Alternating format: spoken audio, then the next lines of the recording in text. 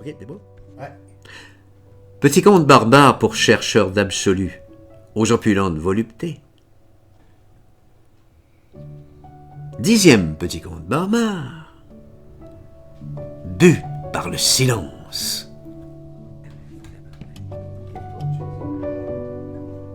va bien, là? Je pense qu'il n'y aura pas trop de difficultés.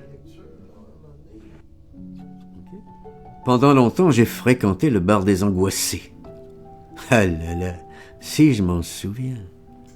À cette époque, autant dire, au temps des grands mammouths laineux, je côtoyais plus ou moins assidûment une très jolie Polonaise, connue pour les intimes comme étant la sorcière rousse, et qui avait fini par tellement m'exaspérer à cause de son obsession inavouée de toujours vouloir observer la somptueuse laideur des tambours de la défaite. Mais j'en profitais aussi pour parcourir plein de sentiers de chimères aux taches d'ombre mouvantes, et ainsi me construire, avec une ardente patience, mes sargasses de souvenirs, tout en me passionnant pour les aventures rocambolesques de Madame Merveille. Rien ne me fascinait davantage que tous les pièges de la Belle au bois dormant, et je marquais résolument la scansion des saisons avec les fruits du silence émanant des bréviaires des vaincus. Et par le biais de petites mécaniques nocturnes, je parvenais à me constituer tout un dictionnaire de lieux tout à fait imaginaires. Et pour moi, c'était un peu comme vouloir aller là où c'était possible d'aller, et y croire solide malgré tout, contre vents et marées. Et j'essayais d'explorer ces endroits étranges, gisant de l'autre côté de l'espoir, où les survivants en latence vacillante attendent en silence des nouvelles de l'Empire, et où, en dépit de tous les mazagrans du monde, je ne parvenais jamais à me défaire de cette obsession des versets sataniques avec, en toile de fond, les neiges éternelles de l'exil.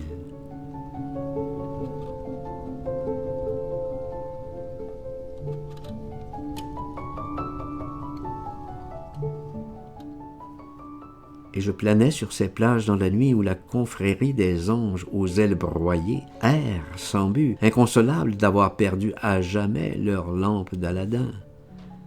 Et puis ces brisures à senestre se déployant sous les lunes moites d'avril, exactement là où les lanternes magiques de l'avenir dressent inlassablement toutes les topologies virtuelles des grandes cités fantômes.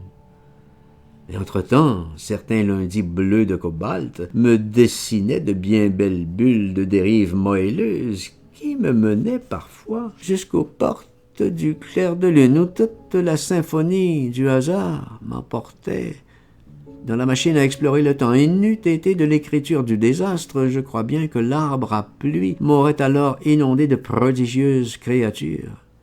Et il m'aurait été ainsi loisible de voir l'instant même de ma mort.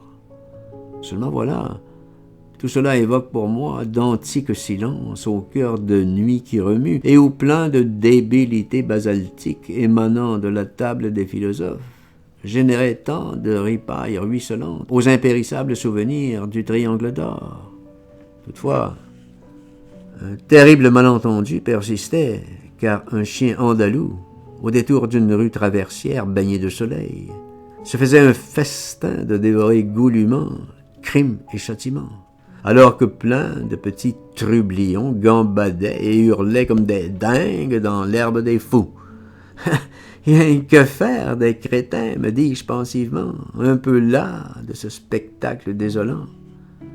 Or, à ce propos, les enseignements d'un sorcier yaki sont on ne peut plus clairs.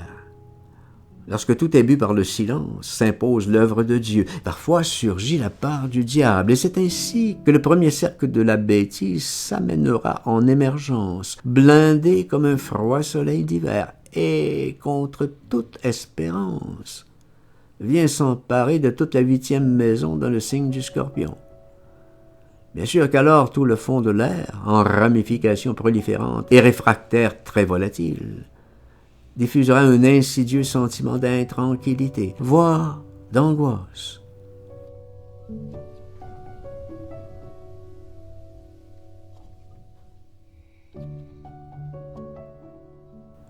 Heureusement, comme le dit si bien l'ami Ernest, Paris est une fête.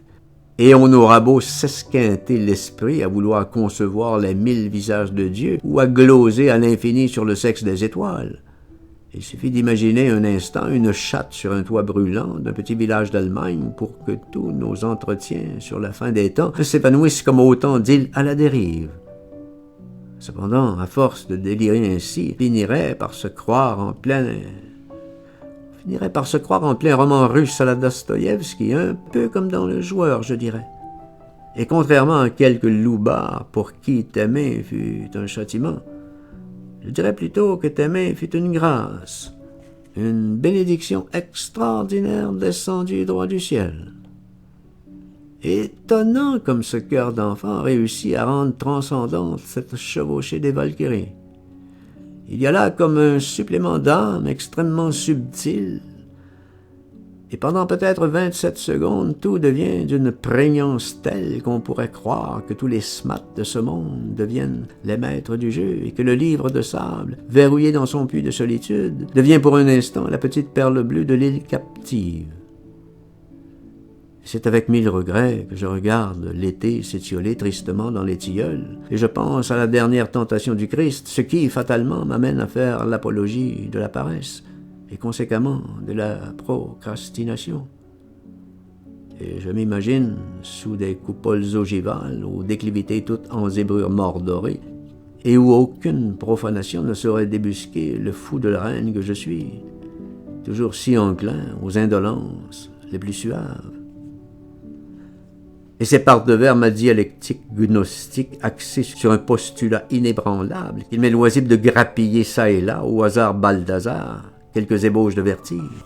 Et c'est tel un cador impeccable à bord de mon intrépide brigantin que je parcours les 7 mers du monde, aux eaux grouillantes d'âmes mortes. Longtemps j'ai habité le château de Neuschwanstein, où plein d'arrache-cœurs m'avaient amené par mesures récurrentes dans une quête effrénée d'êtres rares, et en dépit de toutes les objurgations que je m'adressais à moi-même, il a bien fallu me remettre à l'évidence. Cette époque a tué le silence.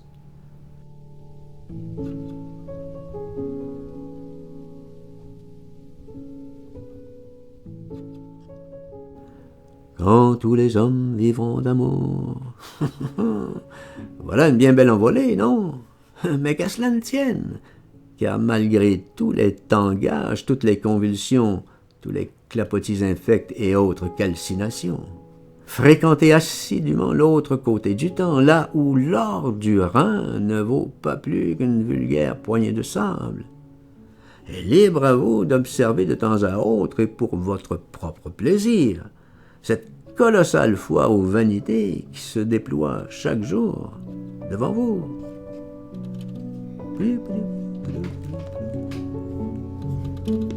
Vraiment, ça va être amplement suffisant pour ce soir.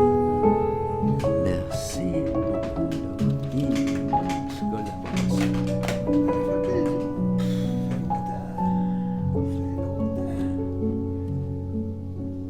La COVID nous aura pas.